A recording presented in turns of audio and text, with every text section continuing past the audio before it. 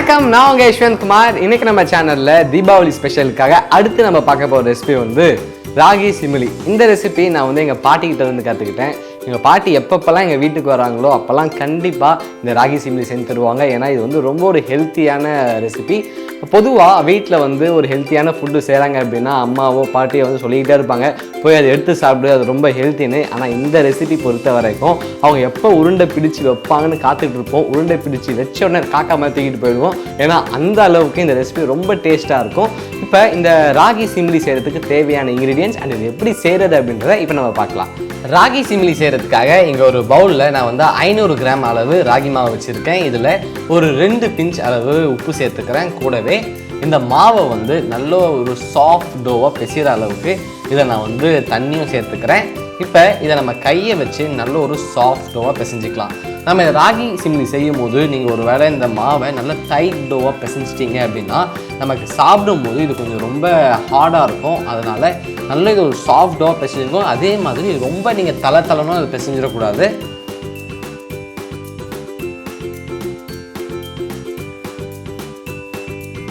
இந்த அளவுக்கு நல்ல ஒரு சாஃப்ட் டோவாக பிசைஞ்சதன் பிறகு இதை எடுத்து நம்ம வந்து சைடில் வச்சுருவோம்.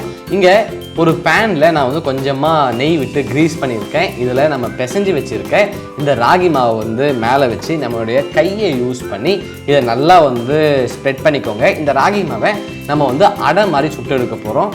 அதுக்காக இந்த மாதிரி ஈவனாக ரவுண்டாக இந்த பேனை சுற்றி இந்த மாதிரி நம்ம கையை யூஸ் பண்ணி ஸ்ப்ரெட் பண்ணதன் பிறகு நான் இதில் வந்து கொஞ்சம் நெய் ஊற்றிக்கிறேன். நெய்க்கு பதிலாக எண்ணெயோ அல்லது பட்டரோ வந்து இதில் யூஸ் பண்ணாதீங்க. ஏன்னா நெய் கொடுக்குற அந்த வாசமும் அந்த ஃபீலும் நமக்கு வந்து இந்த எண்ணெய்லேயும் பட்டர்லேயும் கிடைக்காது. அதனால் இந்த ராகி சிமிலி பொறுத்த வரைக்கும் நீங்கள் இந்த நெய் யூஸ் பண்ணியே வந்து இதை குக் பண்ணுங்கள். இந்த மாதிரி நெய்யை வந்து இது மேலே ஸ்ப்ரெட் பண்ணதன் பிறகு இதை ஒரு 1 to 2 மினிட்ஸ் வந்து லோ ஃப்ளேம்லேயே வச்சு ஒரு சைடு குக் பண்ணிக்கோங்க. ஒரு சைடு நல்லா குக் ஆனதன் பிறகு இதை நம்ம வந்து அடுத்த பக்கம் வந்து திருப்பிக்கலாம். அதே மாதிரி இதை நீங்கள் ரொம்ப நேரம் குக் பண்ணாலும் இதை நம்ம சாப்பிடும்போது ரொம்ப ஹார்டாக இருக்கும்.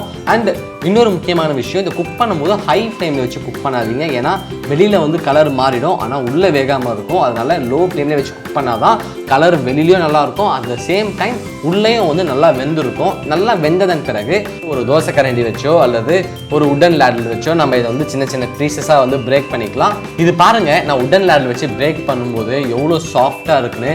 வெளியிலையும் நல்ல கலராக இருக்குது, அதே மாதிரி உள்ளேயும் வந்து நல்லா வெந்திருக்கு. இந்த மாதிரி இதை சின்ன சின்ன பீசஸாக வந்து பிரேக் பண்ணிக்கோங்க. பிரேக் பண்ணிவிட்டு இதை நம்ம வந்து வேறு ஒரு பவுலில் வந்து மாற்றிக்கலாம். நான் சின்ன சின்னதாக பிரேக் பண்ணி வச்சுருக்கேன். இந்த ராகி அடை வந்து நல்லா ஆறுனதன் பிறகு நம்ம கையை யூஸ் பண்ணி இதை சின்ன சின்ன பீசஸாக வந்து நம்ம பிரேக் பண்ணிக்கலாம் மறுபடியும்.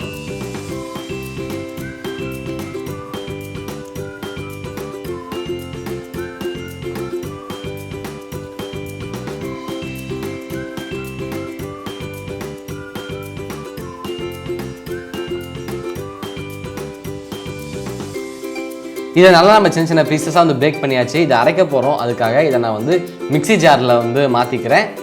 மிக்சர் ஜாரில் சேர்த்ததன் பிறகு இதை நான் வந்து ஒரு மூடி போட்டு க்ளோஸ் பண்ணிக்கிறேன். க்ளோஸ் பண்ணிவிட்டு இதை நல்லா வந்து ஒரு கொரன்னு அரைச்சி எடுத்துக்கிறேன். இது நீங்கள் ரொம்ப வந்து ஃபைனாக அரைக்க வேண்டாம், நல்லா கொரன்னு அரைங்க. அப்போ தான் சாப்பிடும்போது ரொம்ப நல்லாயிருக்கும். இதை நான் வந்து நல்லா கொரன்னு அரைச்சிட்டேன். இதோடைய மூடி திறந்து இது எந்த அளவுக்கு நல்லா கொரன்னு அரைச்சிருக்கேன் அப்படின்றத உங்களுக்கு காமிக்கிறேன் பாருங்கள். நல்லா இந்த மாதிரி கொரன்னு அரைச்சிட்டு இதை நம்ம எடுத்து வேற ஒரு பவுலுக்கு வந்து மாற்றிக்கலாம்.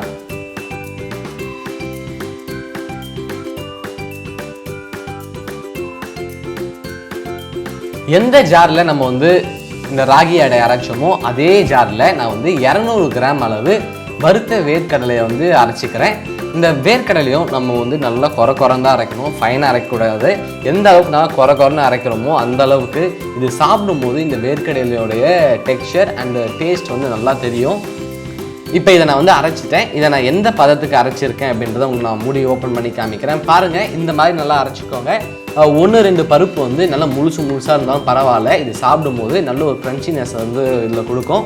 இப்போ இதையும் எடுத்து நான் வந்து பவுலில் கொட்டிக்கிறேன். கொட்டினதன் பிறகு நல்ல ஒரு வாசம் கொடுக்கறதுக்காக சர்க்கரையோடு சேர்த்து அரைத்த ஏலக்காய் வந்து ஒரு 2 டீஸ்பூன் சேர்த்துக்கிறேன். அடுத்து இதை நான் வந்து 250 கிராம் அளவு சின்ன சின்னதாக இடித்து வச்சுருக்க வெல்லம் சேர்த்துக்கிறேன். இப்போ நம்ம சேர்த்துருக்க எல்லா இன்க்ரீடியண்ட்டும் இன்னொரு இன்க்ரீடியண்ட்டும் நல்லா கம்பைன் ஆகிற அளவுக்கு, அதே நேரத்தில் இதை நம்ம வந்து உருண்டை பிடிக்கிற பதத்துக்கு வர வரைக்கும் நம்ம வந்து இதை நல்லா மிக்ஸ் பண்ணிக்கிட்டே இருக்கணும்.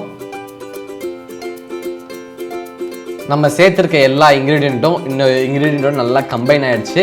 அதே நேரத்தில் இது வந்து உருண்டை பிடிக்கிற பதத்துக்கும் இருக்குது. இதை நம்ம வந்து உருண்டை பிடிக்க ஸ்டார்ட் பண்ணுவோம். நான் இன்றைக்கி வந்து ஒரு லட்டு சைஸில் வந்து இதை உருண்டை பிடிச்சிக்கிறேன். ஆனால் இது உங்கள் இஷ்டத்துக்கு ஏற்ப நீங்கள் வந்து பெருசாவோ அல்லது சிறுசாவோ நீங்கள் வந்து பிடிச்சிக்கோங்க.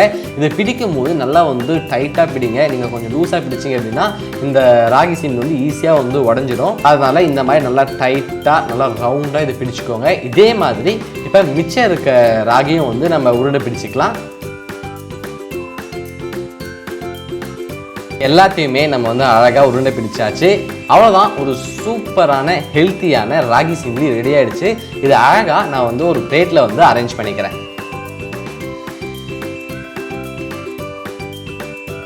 ஒரு சூப்பரான ராகி சிமிலி ரெடி ஆகிடுச்சு. இந்த ராகி சிமிலியை நீங்கள் செஞ்சு முடிச்ச உடனே ஒரு ஏர்டைட் கண்டெய்னரில் போட்டு ஸ்டோர் பண்ணிக்கோங்க. ஏன்னா இது ரொம்ப நேரம் வெளியில் இருந்துச்சு அப்படின்னா இது ஹார்ட் ஆகிடும் அண்ட் சாப்பிடும்போது கொஞ்சம் கஷ்டமாக இருக்கும். அண்ட் இன்னொரு முக்கியமான விஷயம், இந்த மழைக்காலங்களில் நீங்கள் ராகி சிமிலி செய்யும்போது கொஞ்சம் பிசுன்னு இருக்கும். இந்த பிசுன்னு இருக்கிறத நீங்கள் அவாய்ட் பண்ணணும் அப்படின்னா நம்ம 2 விஷயங்கள் ஃபாலோ பண்ணணும். ஃபஸ்ட்டு வந்து நமக்கு எவ்வளோ தேவையோ அவ்வளோ மட்டும் செய்யணும். அண்ட் இந்த செஞ்சதை எடுத்து நம்ம வந்து ஒரு ஏர்டைட் கண்டெய்னரில் பத்திரமா போட்டு ஸ்டோர் பண்ணோம் அப்படின்னா நம்ம பிசுன்னு இருக்கிறதையும் அவாய்ட் பண்ணலாம். அதே நேரத்தில் கொஞ்சம் ஹார்டாகவும் ரப்பரியாக இருக்கிறதையும் நம்ம அவாய்ட் பண்ணலாம். இந்த ரெசிபியை நீங்கள் வீட்டில் ட்ரை பண்ணி பாருங்கள். ட்ரை பண்ணி பார்த்துட்டு உங்களுடைய ஃபீட்பேக்கை கீழே கமெண்ட் பண்ணுங்கள். இதே மாதிரி இன்னொரு சூப்பர் ரெசிபியை நான் சந்திக்கிறேன். And then bye from Yashwant.